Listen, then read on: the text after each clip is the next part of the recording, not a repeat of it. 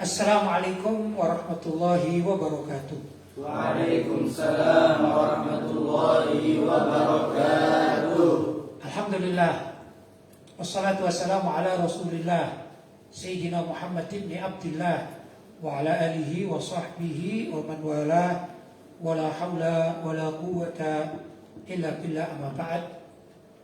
Ikhwani rahimakumullah, para pemirsa yang saya hormati di mana saja berada. Alhamdulillah, malam hari ini kita masih bisa dipertemukan oleh Allah SWT dalam salah satu majelis, yaitu majelis Thalabul Ilmi, yaitu majelis yang dimana kita kemas sebagai wadah dari mencari ilmu. Mudah-mudahan kehadiran kita di majelis taklim pesantren Ribat Al-Murtadha Al-Islami di bulan suci Ramadan ini mendapatkan berkah dari Allah SWT dan menyebabkan kita diampuni segala kesalahan-kesalahan kita. Allahumma amin. Apalagi saat sekarang kita berada pada bulan suci Ramadan yang sangat luar biasa fadilahnya. Orang yang berbuat baik di bulan suci Ramadan ini pahalanya dilipat gandakan sampai 70 kali lipat. Dan alhamdulillah kita juga sudah mengamalkan paling tidak kewajiban, namanya wajib. Apa itu? Puasa pada bulan suci Ramadan, yaitu sejak waktu subuh sampai waktu maghrib itu kita berpuasa. Tentu kita berharap mudah-mudahan puasa kita diterima oleh Allah SWT dan dijadikan sebagai amal ibadah yang pahalanya berlipat ganda. Untuk itu mari kita sejenak membahas tentang pentingnya berpuasa, khususnya pada bulan suci Ramadan. Saya persilahkan. Bismillahirrahmanirrahim. Puasa Ramadan termasuk tiang agama. Puasa Ramadan itu tiang agama, ya. Yang dikatakan tiang agama adalah suatu kewajiban. Seperti juga puasa itu adalah sholat. As-salatu imaduddin, kan dikatakan demikian, ya. Bahwa sholat itu adalah tiang agama. Puasa juga tiang agama. Jadi kalau ada orang yang berpuasa berarti dia ini telah memperkokoh agamanya. Lanjut. Nabi Muhammad SAW bersabda, Islam dibangun atas 5 perkara: bersaksi tiada Tuhan selain Allah dan Nabi Muhammad adalah utusan Allah, mendirikan sholat, mengeluarkan zakat, berpuasa Ramadan, dan melaksanakan haji. Ya, ini isi dari satu hadis Nabi SAW yang bunyinya Bunyal Islam ala khamsin. Bahwasanya Islam itu dibangun atas 5 perkara. Ini berarti rukun Islam. Ya, hadisnya gimana? Bunyal Islam ala khamsin. Ya, jelas. Bunyal Islam ala khamsin. Dibangun Islam itu atas 5 perkara. Pertama, Syahadati an la ilaha illallah. bersyahadat, syahadati an la ilaha illallah, bersyahadat tiada Tuhan selain Allah, wa anna Muhammadan Rasulullah, dan Nabi Muhammad adalah utusan Allah. Terus Wa iqamis shalah. wa iqamis shalah, dan melaksanakan sholat. Ini juga termasuk apa? Tiang agama. Kemudian wa ita'iz zakat, juga mengeluarkan zakat. Kalau orang-orang biasa, bukan orang-orang kaya, mungkin seperti kita ini, yang jelas ada zakat namanya zakat fitrah. Kebetulan zakat fitrah diwajibkan pada bulan suci Ramadan. Ya, adapun orang-orang yang kaya dan atau mempunyai pekerjaan, mempunyai peliharaan dan sebagainya, di sana ada namanya zakat mal. Itu adalah kewajiban. Lanjut. Wal hajjil baiti. Wal hajjil baiti, wa hajjil baiti adalah haji ke tanah suci Mekah. Ini bagi orang yang mampu tentunya, ya. Itu sudah keempat. Berikutnya Shaumi Ramadan. wa shaumi Ramadan. Dan juga puasa pada bulan suci Ramadan. Jadi bulan suci Ramadan itu hukumnya wajib setiap orang, ya. Siapapun adanya, maka wajib baginya melaksanakan bulan suci Ramadan. Ya, kalau orang itu sehat maka dia di bulan suci Ramadan itu wajib. Begitu. Profesinya apapun tetap wajib puasa pada bulan suci Ramadan. Begitu ya. Setelah orang itu balik. Setelah balik maka wajib berpuasa pada bulan suci Ramadan. Tak laki-laki, tak perempuan. Ya. Kecuali orang perempuan dalam keadaan haid. Sebenarnya itu tetap wajib melaksanakan puasa. Tapi karena dia haid maka nanti wajib dikodok pada bulan yang lain. Bisa juga orang kerjaan di kantor atau mungkin sopir angkot barangkali ya semuanya, atau orang di seperti kita masyarakat pada umumnya ini tetap wajib puasa. Karena apa? Puasa itu tiang agama dan termasuk salah satu dari rukun Islam. Orang yang sengaja tidak berpuasa berarti dia telah melanggar atau mengingkari salah satu rukun Islam. Begitu ya. Kalau dia sengaja meninggalkan, sengaja itu ya, tidak mau puasa, aku nggak wajib puasa. Apa pekerjaannya?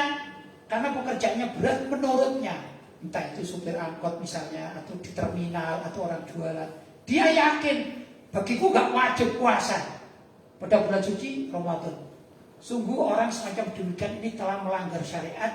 Dan dia ini kalau keyakinannya mengatakan tidak wajib puasa bagi dirinya, naudzubillah bisa kufur, dia bisa murtad. Tapi kalau dia, orang ini tidak puasa begitu saja, ya. Kalau ditanya, gimana kamu wajib puasa? Tidak wajib. Kalau tidak puasa, ya malas saja, maka dia berdosa. Salah besar kalau ada dai atau pembicara, gitu ya. Dia mengatakan bahwasanya sopir orang-orang di terminal itu ya tidak apa-apa kalau tidak puasa. Nanti kalau puasa semuanya gimana? Siapa yang meladeni penumpang? Ini jelas orang yang tidak tahu tentang makna apa? 5 perkara bunyan ihsan ala khamsin, atau namanya apa? Rukun Islam. Berarti dia ini tidak paham terhadap kewajiban rukun Islam. Naudzubillah min dzalik. Salah besar ya. Jadi wajib bertobat. Kalau tidak bertobat maka dia termasuk orang yang meringankan urusan agama.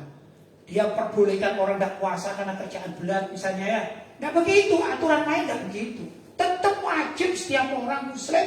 Sebagaimana juga kewajiban sholat, maka wajib baginya puasa pada bulan Ramadan. Begitu. Kalau ada udzur, misalnya udzur sakit misalnya, itu ada aturannya. Nanti bisa diganti pada bulan-bulan yang selain Ramadan. Begitu. Bukan kemudian bebas. Wah kamu kasihan deh, mending kamu gak puasa. Karena apa? Kan kasihan orang-orang yang ingin naik mobil kalau nggak ada supirnya, mending supirnya nggak usah puasa. Ini ngaco namanya, fatwanya fatwa ngaco. Naudzubillah min dari menentang syariat Islam. Belajar? Hati-hati. Lanjut. Puasa Ramadan termasuk alat pembersih diri dari penghambur-hamburan waktu dalam setahun bagi setiap muslim, serta bukti keikhlasan ibadah kepada Allah. Dalam hadis qudsi Allah berfirman yang maknanya, semua amal ibadah anak Adam untuk mereka sendiri kecuali puasa. Sesungguhnya puasa untukku dan aku sendiri yang akan membalasnya. Ya, ini firman Allah SWT dalam hadis qudsi ya. Allah SWT mengatakan semua amal ibadah itu adalah milik hamba-hambaku, milik mereka, sesuai dengan siapa yang mengamalkan, kecuali puasa, kata Allah SWT. Kalau puasa itu diakui oleh Allah SWT milik Allah, ya. Jadi saking hebatnya urusan puasa dikatakan apa? Kecuali puasa maka itu adalah milikku. Begitu kata Allah SWT, ya, diakui. Karena itu Allah yang akan memberikan pahala sendiri nanti terhadap orang-orang yang ahli berpuasa. Karena itu jangan meringankan urusan puasa. Entah itu puasa fardu seperti bulan suci Ramadan, atau kalau mungkin ada orang senang mengamalkan ibadah puasa sunnah, itu juga termasuk amalan yang diakui oleh Allah SWT. Sangat spesial ya, luar biasa. Lanjut. Puasa adalah bentuk pengorbanan hamba untuk mencegah dirinya dari perbuatan mubah atau boleh. Ya, puasa itu sendiri adalah apa? Pengorbanan seorang hamba terhadap Tuhannya, begitu ya, yaitu Allah SWT, dari sesuatu yang mubah. Kalau hamba pada umumnya itu ya, dia akan mencegah diri orang yang baik itu dari perkara yang diharamkan oleh Allah. Misalnya mencuri kan haram, maka hamba yang bagus, yang soleh akan taat karena apa? Dia ingin mengorbankan dirinya dari perkara yang diharamkan oleh Allah seperti mencuri. Itu kan mencuri haram. Yang ini lebih aneh lagi. Makan minum di siang hari itu kan boleh selain bulan suci Ramadan, ya dah. Tapi karena demi untuk memenuhi panggilan Allah atau demi untuk melaksanakan perintah Allah yang namanya puasa, maka yang semula mubah boleh-boleh saja itu. Tapi karena dia beriman kepada Allah, maka dia ini termasuk tidak akan makan di siang hari atau minum. Kenapa? Menghormati perintah Allah. Begitu saking luar biasanya. Lanjut. Makan, minum, jima, bersetubuh dengan istri, hukumnya mubah di siang hari selain bulan Ramadan. Tapi semua itu ditinggalkan demi ketaatan hamba kepada Allah. Luar biasa. Lanjut. Puasa adalah tempat pendidikan bagi kalangan yang mampu ekonomi secara normal, agar merasakan lapar dan susahnya kehidupan kaum fakir dan miskin. Ya, di samping puasa tadi adalah ketaatan kepada Allah SWT ya, maka ada satu hikmah lagi. Orang yang secara ekonomi itu mampu, maksudnya kehidupannya itu mampu ya, rezekinya juga mampu, dia bisa untuk beli makanan ya. Sedangkan orang fukara itu kan banyak nggak mampu, ya miskin itu mereka sulit untuk mencari makanan. Itu gambarannya. Agar ada rahasia di dalam puasa ini, orang yang kaya pun diwajibkan untuk tidak makan, itu agar merasakan gimana sih rasanya gitu ya, menjadi seorang miskin. Walaupun dia punya uang, tapi tidak bisa makan. Kenapa? Karena kewajiban berpuasa. Jadi latihan namanya. Latihan untuk meletakkan dirinya sebagai orang fukara dan masakin. Tidak setiap saat dia kaya mampu terus dia berfoya-foya selama berapa bulan? 11 bulan dia makan minum ya di siang hari. Tapi pada saat bulan suci Ramadan dia akan merasakan, oh begini ternyata orang yang tidak makan mulai pagi sampai sore. Begitu kurang lebih. Lanjut. Diharapkan mulai bulan Ramadan ini jiwa rahmat dan kasih sayang kemanusiaannya terhadap orang-orang yang membutuhkan bantuan dapat timbul dalam dirinya. Puasa dapat menghilangkan sifat sombong, karena orang yang berpuasa akan merasakan kelemahan dirinya, bahwa ternyata banyak orang lain menjadi lemah karena kurang makan dan minum. Ya. Jadi puasa itu juga menghilangkan sifat sombong. Orang yang suka berpuasa, insya Allah rasa kesombongannya akan terkikis sedikit demi sedikit. Karena apa? Ada rasa empati dia ini kepada orang-orang fukara dan masakin yang tidak makan atau sering kelaparan. Aja timbul rasa di sini, kasihan ya. Maka kebiasaan sombong, yaitu dengan segala macam makanan apa saja dia sukai, ya. Misalnya wisata kuliner pun biasa makan di mana saja ya. Itu akan terkikiskan karena apa? Dia mengingat, oh begini ya rasanya orang tidak makan. Orang kepingin makan, ada kuliner terbuka. Dia punya duit tapi tidak bisa beli. Kenapa? Karena dalam keadaan puasa. Itu sama dengan orang miskin yang melihat wisata kuliner tapi tidak bisa beli. Ya, di sini nilai ada apa? Bahwa orang yang berpuasa itu akan mengkikis habis sifat sombong. Minimal di saat bulan suci Ramadan itu yang diharapkan. Lanjut. Jadi manusia itu butuh makan dan minum.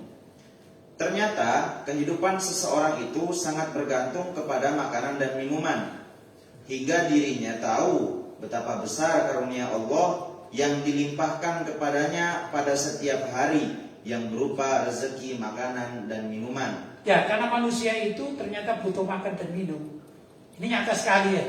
Apa? Di saat puasa, ketika kita tidak diperkenankan untuk makan dan minum di siang hari, kita sangat membutuhkan itu, bahkan menunggu-nunggu, gitu ya. Nah, ini sama halnya orang fukara dan masakin yang menunggu makanan dan minuman. Dia mau makan dari mana, kan begitu ya? Mau minum dari mana? Maka fukara dan masakin itu berusaha untuk menunggu barangkali ada rezeki yang datang. Sedangkan kita yang punya uang tapi berada pada bulan suci Ramadan, kita juga menunggu kapan waktunya berbuka puasa, kan begitu kan? Jadi ada rasa yang sama antara orang miskin yang jarang makan sama orang yang sedang puasa.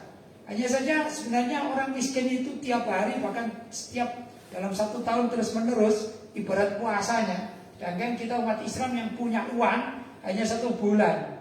Ya, ini sebagai sebagai perbandingan, ya ternyata memang kita ini membutuhkan makan dan minum yang kita ada rezeki dari Allah SWT. Diharapkan nanti setelah selesai bulan suci Ramadan, maka setiap kali kita makan di siang hari atau minum di siang hari, kita ingat gitu. Ini adalah rezeki dari Allah yang sangat luar biasa. Besar nikmatnya Allah, yaitu dengan kita diberi rezeki. Entah itu rezeki berupa uang, yang uang itu bisa dibelikan untuk makanan atau minuman, atau mungkin rezeki ya langsung berupa makanan atau minuman. Kita makan minuman berupa buah-buahan, kalau kita tanam sendiri ya, kita mendapatkan buahnya, itu adalah rezeki. Jadi kita diharapkan bisa berpikir pasca selesai Ramadan, kita bisa berpikir setiap makan kita ingat, ya Allah ini ternyata rezeki dari Allah. Itu yang diharapkan dalam pendidikan di bulan suci Ramadan dengan puasa yang wajib hukumnya fardhu. Lanjut. Puasa itu adalah pendidikan kesabaran. Maka puasa itu dapat membentuk jiwa seseorang menjadi sabar dalam menghadapi cobaan. Khususnya cobaan kehidupan yang seringkali datang bertubi-tubi. Bagi umat Islam yang giat berpuasa, maka akan terbentuk ketegaran dalam jiwanya sekalipun menghadapi problematika kehidupan yang datang silih berganti. Ya, orang yang ahli berpuasa, utamanya puasa Ramadan, ditambah puasa misalnya Senin Kemis, atau puasa Ayyamul Bid. Ayyamul Bid itu puasa pada setiap bulan di pertengahannya, yaitu tanggal 13, 14, 15 di bulan-bulan Islam ya. Atau juga ada orang yang ahli puasa Daud, yaitu sehari puasa, sehari tidak. Nah, di situ adalah ada pendidikan kesabaran. Orang sudah ahli dalam berpuasa, insya Allah jiwanya itu akan lebih sabar daripada orang yang jarang berpuasa. Begitu ya. Dan itu kita dianjurkan agar kita menjadi hamba-hamba yang sabar, yaitu untuk lebih menerima ibadah puasa ini dengan ikhlas, dengan lapang dada, dengan cinta, dengan sayang betul-betul. Dan kita berpikir bahwa kita ini diajari oleh Allah untuk sabar. Sabarnya apa?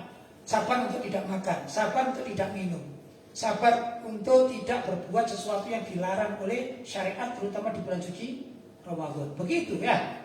Jadi dengan demikian kita berharap mudah-mudahan selesai nanti di bulan suci Ramadan. Kita masih pertengahan kedua ya, pertengahan kedua bulan suci Ramadan. Tapi kalau sudah selesai itu setelah Lebaran gitu ya, maka kita berupaya untuk menjadikan puasa ini tolak ukur pembelajaran. Mudah-mudahan kita lulus gitu ya. Kita lulus dianggap menjadi hamba yang sabar. Kapan latihannya? Atau ujiannya kapan? Ya bulan suci Ramadan ini. Kalau kita tidak lulus, dianggap nggak lulus oleh Allah SWT, maka setelah Lebaran nanti ya, setelah puasa Lebaran, maka kita lupa lagi. Kita akan berfoya-foya, makan segala macam gitu ya. Makan itu boleh, tapi kalau berlebih-lebihan menjadi tidak boleh. Kasihan fuqara dan sakit. Begitu maksudnya. Lanjut? Sudah? Baik. Alhamdulillah malam hari ini kita selesaikan satu tema terkait dengan masalah kewajiban berpuasa. Berikutnya sesi tanya jawab. Saya persilakan, sudah ada yang masuk? Alhamdulillah Pak Kiai, pertanyaan sudah masuk kepada kami. Langsung saja saya bacakan pertanyaan yang pertama. Assalamualaikum warahmatullahi wabarakatuh. Waalaikumsalam warahmatullahi wabarakatuh. Pak Kiai, bagaimana hukumnya menjual bahan bangunan yang mana kita tahu untuk membangun tempat hiburan? Terima kasih Kiai, mohon penjelasannya Kiai. Ada orang yang kerja jual material itu jual bahan bangunan gitu ya. Kemudian di sebelah tempat itu ada pembangunan tempat maksiat. Macam-macam kan tempat maksiat itu.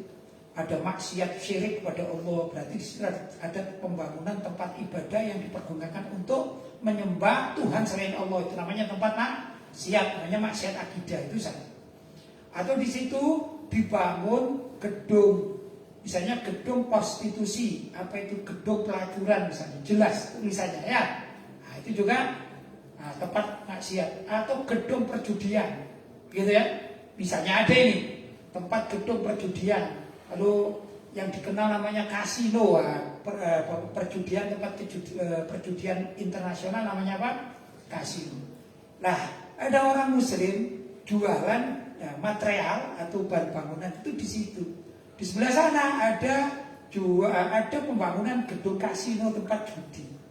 Pertanyaannya ya, boleh nggak kalau misalnya ada tukang dari gedung kasino itu beli paku pada kita, beli semen pada kita, gitu kan maksudnya? Ya, pertama gini, jualan itu bebas dijual pada siapa saja, itu bebas, ya, maksud jual material, asalkan tidak tahu penggunaannya, atau tahu tapi dipergunakan oleh yang membangun itu oleh tempat-tempat yang apa ya, halal aja, mubah saja, bikin rumah, bikin jalan, boleh saja, interaksi dengan siapa saja boleh untuk penjual.